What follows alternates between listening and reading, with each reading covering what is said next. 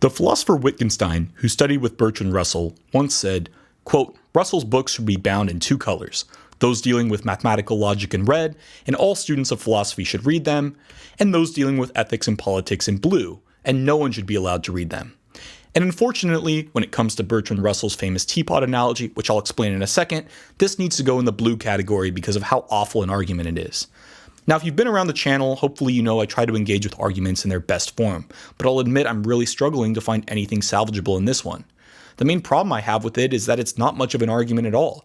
Rather, it seems to be a rhetorical trick that, by making a false analogy, ends up coming across as manipulative.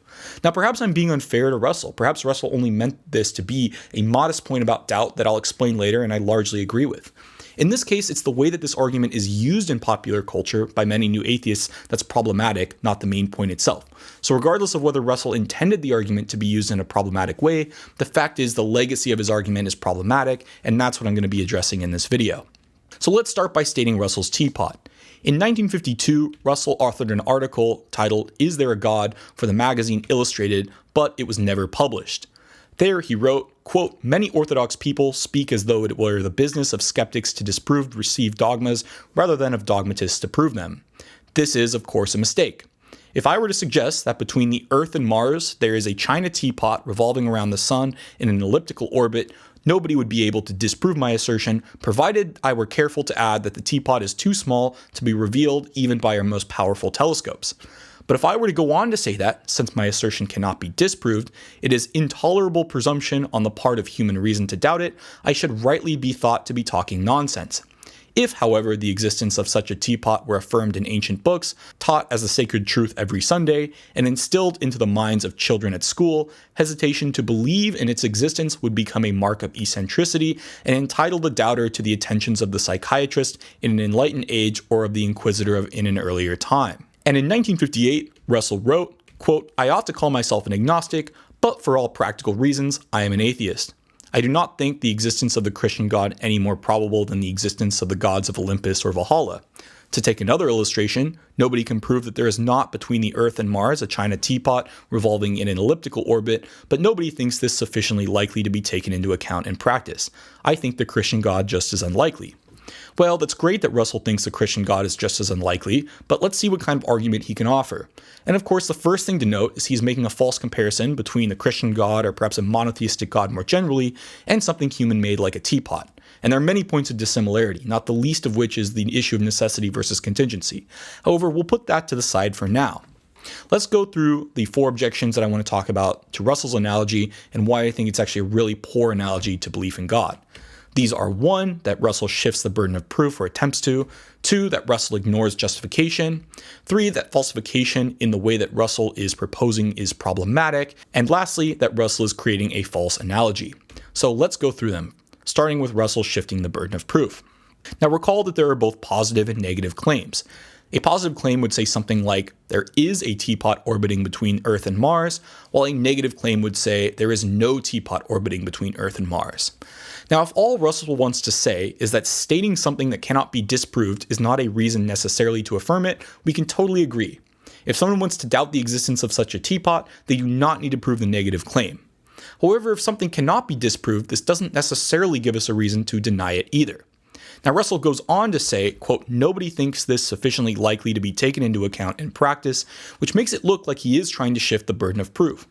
And this is totally unjustified because both the positive and negative claims are making claims to knowledge and thus both bear a burden of proof. Now, the point I think Russell wants to make is that it seems somewhat ridiculous to suggest it's unreasonable to doubt this claim, that both the positive and negative claim have equal epistemic weight.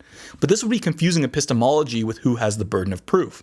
In general, to claim or imply that simply because we cannot disprove the non-existence of something means we should deny its existence commits the fallacy of arguing from ignorance. The problem here is Russell is trying to smuggle this point in with a carefully constructed analogy which is unreasonable for entirely different reasons we're going to look at next. When it comes to rationality, I would agree with what I assume Russell is trying to imply, that outright denying the existence of the teapot is a much more reasonable position than accepting it. And why is this? Well, our experience is that humans create teapots for a specific purpose, namely to drink tea out of. And it would be really strange for one to be floating out in space without any tea or tea drinkers nearby. Man-made objects don't usually appear in our telescopes, so we can question what reason the claimant has to suggest there is a teapot out there.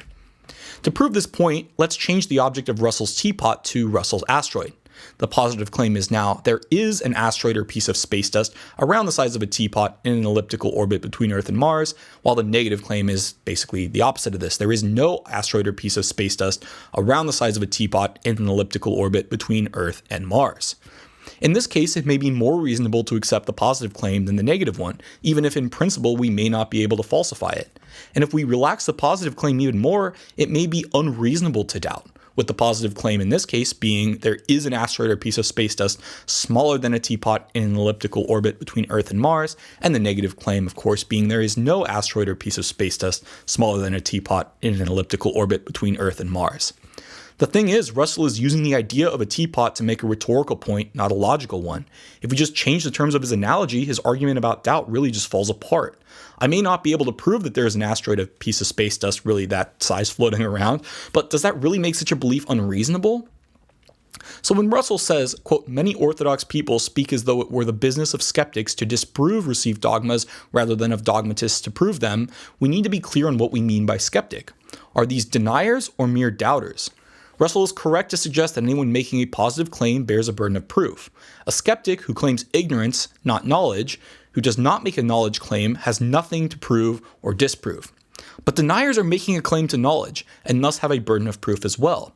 In the teapot case, one can very easily respond something like, while I cannot prove that there is no teapot between Earth and Mars, I have no reason to suspect that such a teapot is there, given our experience with teapots is such that they are created by humans for drinking tea, and if that teapot is truly undetectable, I have reasons to question how you would know this in the first place.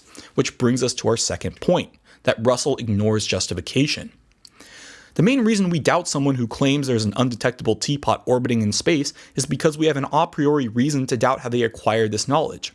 For our purposes, necessary conditions for knowledge are justified true belief, though if you want to be more technical, here's a definition by epistemologist Alvin Goldman. If S is believing P at time t results from a reliable cognitive belief-forming process or set of processes, then S's belief in P at time t is justified.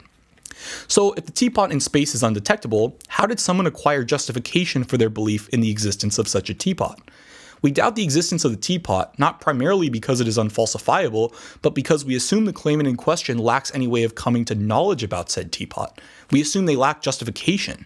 So let's tweak the analogy. Suppose an astronaut, who just came back on a mission from Mars, claims she saw a teapot out of her spaceship window, but those of us on Earth would be unable to verify what she saw with a telescope. She is, or namely was, in a position to have justified belief in such a thing, so it seems, all other things equal, we should take her testimony into account. And if we tweak the analogy again and say she claims to have seen a small asteroid the size of a teapot, we may be even more justified in trusting her testimony. In other words, the issue isn't so much falsifiability per se, but rather our prior information combined with whether or not the claimant was in a position to have justification for their belief. Unfalsifiability plus a lack of justification are perhaps reasonable grounds for doubt. And you can even add warrant to the mix, which makes things even more complicated. But not all unfalsifiable claims are necessarily unjustified. And this is where we get to my third issue with Russell's teapot, that falsification is problematic. Russell says, quote, if I were to go on to say that since my assertion cannot be disproved, it is intolerable presumption on the part of human reason to doubt it, I should rightly be thought of as talking nonsense. And on the surface, this seems pretty reasonable. After all, shouldn't we be free to doubt anything non-falsifiable? Well, yes and no.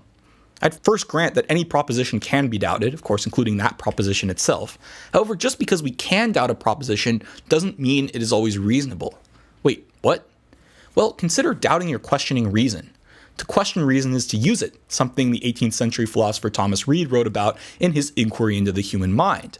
So doubting reason on the basis of reason itself puts you in an odd position. Furthermore, we cannot really falsify the use of reason because we have to use reason to apply falsification to rule out other viewpoints. In other words, reason is somewhat prior to falsification. The reason falsification works is because we assume the law of non-contradiction is somehow ontologically relevant. The point in all this is to say we can doubt all sorts of things if we like, but it's not as simple as saying we are justified doubting unfalsifiable claims somehow more than falsifiable ones. With that said, we may say we have more evidence for falsifiable claims that have withstood repeated tests for falsification, like we do in science. But this link between evidence and reasonableness of belief is not as clear as some, like Russell, seem to imply.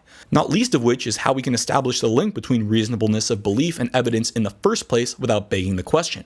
If Russell wants to argue that falsifiable claims are more reasonable to believe than unfalsifiable ones, we should rightly ask how this claim itself could be falsified and whether it is reasonable to believe according to its own standard.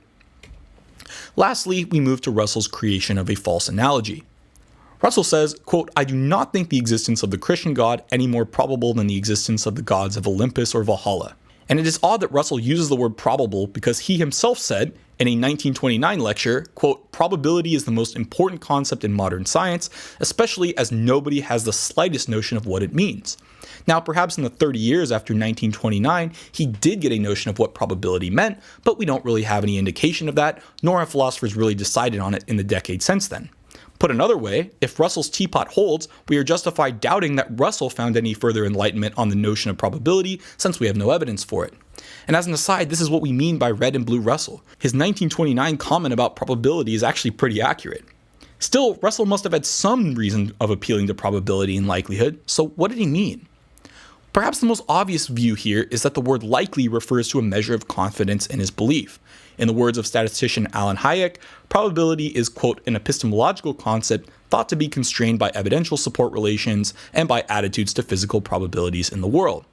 In other words, the word probability has to do with both evidence and one's psychological state. The issue here is Russell's view of the Christian or generally theistic God is much too small to be appropriate. Russell ends up attacking a straw man by treating God in a way virtually no theists or Christian would endorse, and this is seen by his comparing the God of monotheism to the gods of Olympus and Valhalla. God in the monotheistic tradition is a necessary being, the ground of all existence. One cannot reason about the probability of a world where God does not exist because God is, by definition, the explanation for why anything else exists at all. For one thing, the gods of Olympus and Valhalla don't create the universe out of nothing and do not have the powers to do so. The issue here is Russell seems to beg the question in favor of naturalism by assuming matter and such can exist independently of God and that we can reason about God's existence on the basis of probability. Taking monotheism seriously, there is no contingency around God's existence. Unfortunately, it seems Russell's use of the word probability is primarily emotive, using the word more to manipulate than to reason. This is due to his failing to clarify his own usage of the word, and as an analytic philosopher who made serious contributions to mathematical logic, I think he should certainly know better than to use language in this way. So there you go. These are the reasons why I think Russell's teapot is not only a poor analogy, but a misleading one. Still, this doesn't mean theists shouldn't or can't provide good reasons for the existence of God. And to be fair, I'd like to think Russell would revisit his claim that, quote, "there's no reason to assume the universe had a cause at all," in light of modern scientific evidence, along with him revisiting some of the philosophical arguments he dismisses far too easily. But there's another issue too, one perhaps that explains some, if not much, of Russell's hesitancy to consider theism in general or Christianity in particular. And that is his aversion to religion. Russell maintained religion to be little more than superstition, and despite any positive effects, largely harmful to people. He believed that religion and the religious outlook served to impede knowledge and foster fear and dependency, and to be responsible for much of the world's wars, oppression, and misery. This is quite a stark contrast to his co-author Alfred North Whitehead's views. Now, we can criticize Russell's views as anachronistic, and in some cases just plain wrong, but this is somewhat beside the point. Why could such a distinguished thinker hold such views, many of which are demonstrably false? I contend that this is in part because of the behavior of religious people around him. Russell famously said, quote, "religion is based, I think, primarily and mainly upon fear," end quote. And even though I disagree with him when it comes to Christianity, given his experience, I could kind of see why he would think that. He was, in my view, unfairly denied a professorship at City College in New York. In fact, some of the details from the plaintiff were actually lies. If the religious around him had been more compassionate, perhaps he would have seen things differently. Because Russell did not reason to his views on religion on the basis of evidence, perhaps his dismissal of theism was similarly motivated. So while I think his teapot argument is invalid, the experiences that he had that appears to have played a role in why he offered them perhaps are valid. And while we can sit here and argue about logic and fallacies and so on, it is often matters of the heart that matter more to people, even for great analytic philosophers like Bertrand Russell.